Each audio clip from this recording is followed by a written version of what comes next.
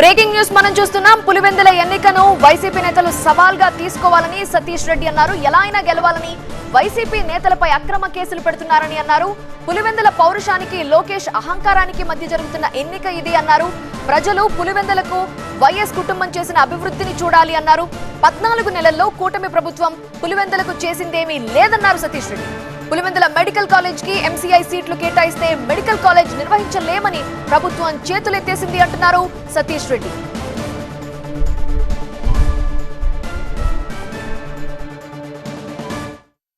ఒక స్థాయిలో వాళ్ళందరినీ కూడా ఏదో రకంగా ఇబ్బంది పెట్టేటువంటి పరిస్థితులు స్పష్టంగా కనబడుతున్నాయి.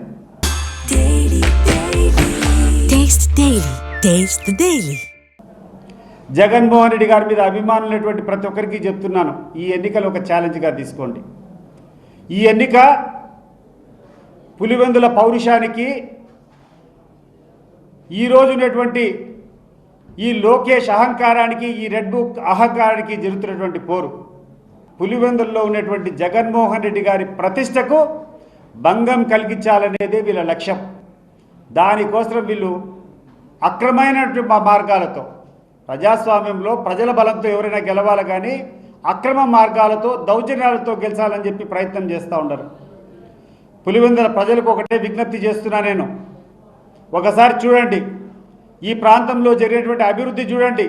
ఈ పులివెందుల ప్రజల కోసం మీరు ఏం చేశారు ఒకసారి ఆలోచన చేయండి.